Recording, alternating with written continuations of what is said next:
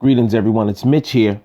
So this is my new video. I had a brief chat or exchange with Yvette Carnell of ADOS and Tone talks of the whole ADOS reparations movement. I love what she does. I love what her and Tone do. So anyway, yesterday I visited one of her new videos and I just posted a simple comment. But before I get into the comment, I want to, just for those of you who don't know, I'm going to tell you what ADOS is, and then I'll tell you about the conversation that I had with some of her followers. And I'm not going to read all of their comments, but first let's define what ADOS is. It's American Descendants of Slavery. American Descendants of Slavery, ADOS, is a lineage-focused political movement that seeks to advocate for people who are descendants of the enslaved African Americans from its colonial period onward. Okay, so they've been in the press recently. I think the LA or the New York Times did an article on them and just talks about what their goal is. Their goal right now is to get reparations from the government for only people that are African American or descendants of the slaves of the slave trade that were dropped off in America. So that's their agenda, and they have a huge following behind that. It's a movement. So anyway, I'm going to get into the comment that I posted, and then Yvette's reply to me. Then I'll get into some of what her followers said back to me. Now, this is in no way to criticize Yvette or Tone. This is not that kind of video where I try to bash people to get myself followers. There's a lot of that going on. So no, I respect what they do. I may not agree with everything that they do. You know me, my thing is strictly business, doing for self. And this is for anyone. Just getting out of the 9-to-5 race. If you're in the 9-to-5 race, how to create a side hustle for yourself that's lucrative. So if you ever lost your job, you can still sustain your lifestyle, or just completely break away from the 9-to-5 and enjoy a higher quality of living, whatever new social status, new social class, whatever it is, if you wish to travel. But my goal is to, on my agenda, and what I talk about is ways for you to get there. Okay, so first, let me see if I can turn off these alerts. I'm going to go to my comment first. So this is what I said, posted under her video, which is zombie ideas about black uplift and identity is invested in a lie. Okay, yeah, we reject the truth when our identity is invested in a lie. So I'm sorry, I'm reading from my phone here. So anyway, I love your show, Yvette, but I have to ask the question: why would you go to the person that put you in your predicament to get you out of it? And this is just based on her and Tone's summary that we were locked out. African Americans or black people as a whole were locked out of the American job market and business market, been locked out. That's why black Americans are permanent underclass. This is what they believe, and they talk about data and everything. So anyway, I put it's backwards logic. If the government put blacks in their condition, so going to the government to get blacks out of it is borderline insanity. African Americans have more than enough buying power to fund black entrepreneurship. Have you seen the huge crowds of black people standing online to pay $200 to $400 or whatever, or whenever a new pair of Jordans come out? There lies the funding for a black economy instead of begging the Democrats, who've been more than demonstrated that they will deliver lip service to black Americans, right? So this is what I post. That's what I wrote. And her comment to me was, stop thinking of government like a person. Everyone from the Jewish community after the Holocaust to the Japanese after the internment goes to government because it's the only entity big enough to fix the problem. That was her comment. So I put true, but that may have worked for Jews and Japanese, the Irish and Italians, but the Native Americans and African Americans have a unique experience with this same government. We've been coming to the government since 1865 and received an open door with a rope tied to our ankles, or like a bird with a brick tied to it, releasing a bird with a brick tied to its back. They will never really participate or facilitate black financial educational liberation, right? So one of her followers replied, that's because the ultimatum has never been given. Now it's reparations, no vote.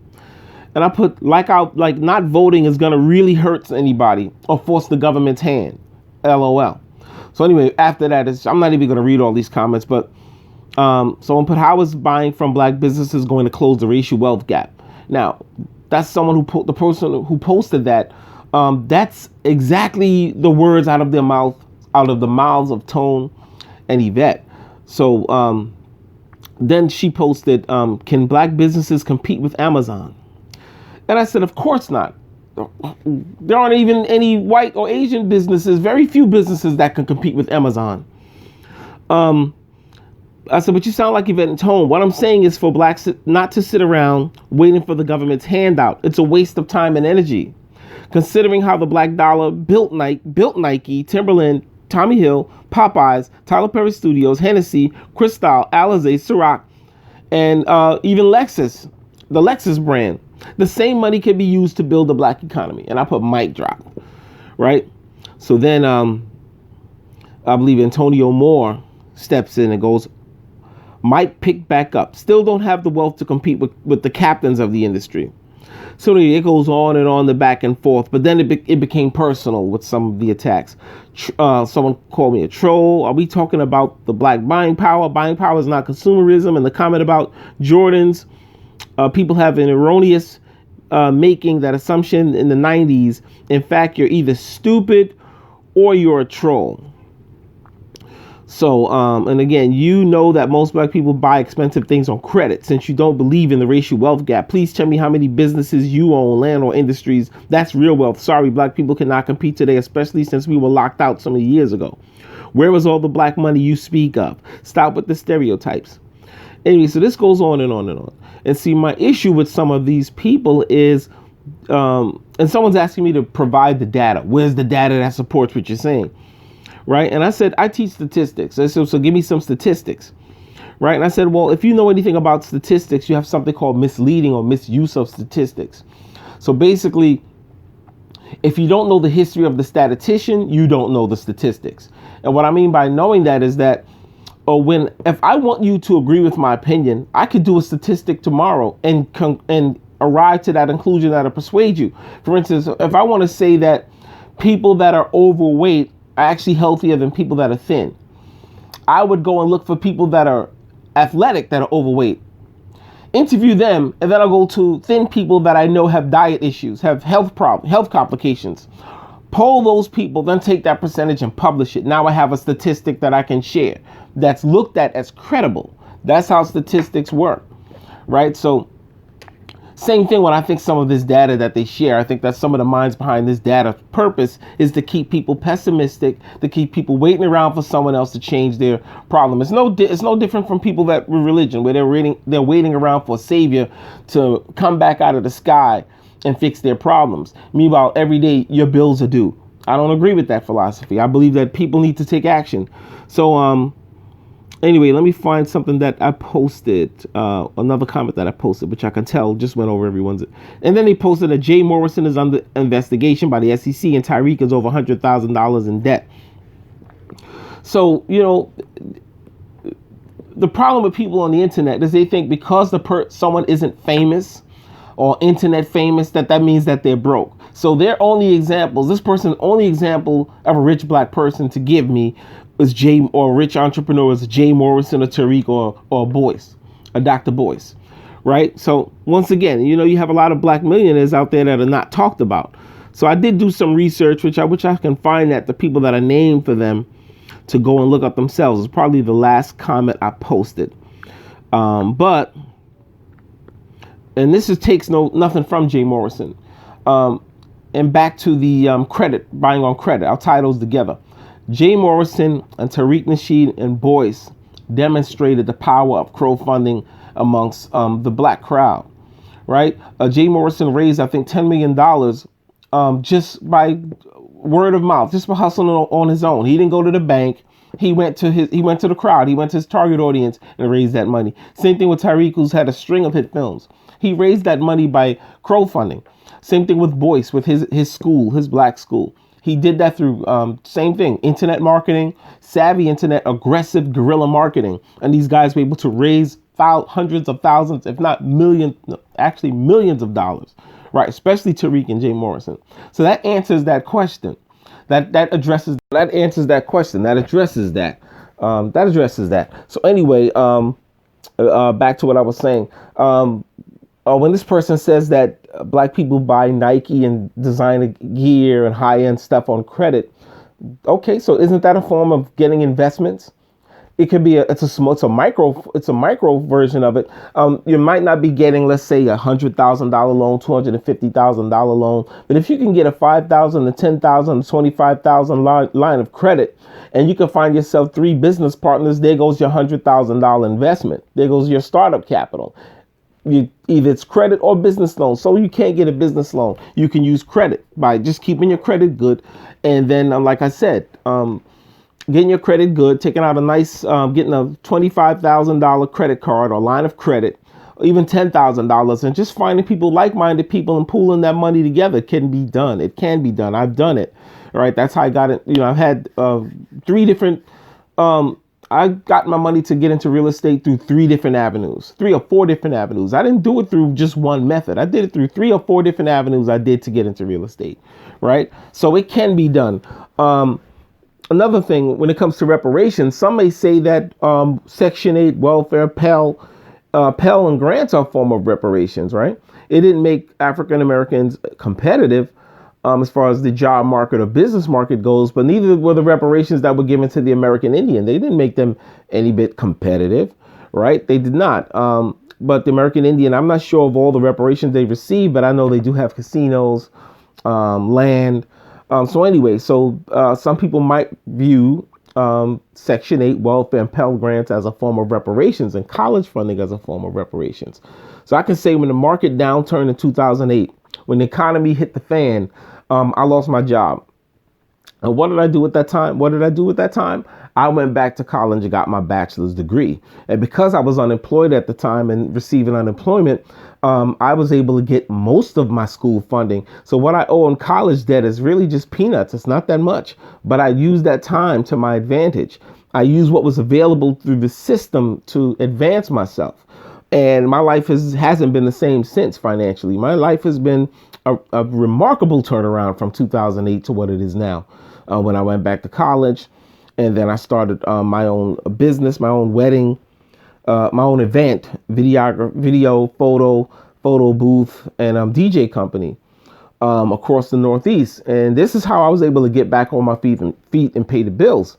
So the opportunities are there. I'm not saying that what Yvette and Tone is saying is not true. I believe it is true. Anyway, by the way, please like this video, subscribe to my channel, share this video, comment. I'd love to hear your comments.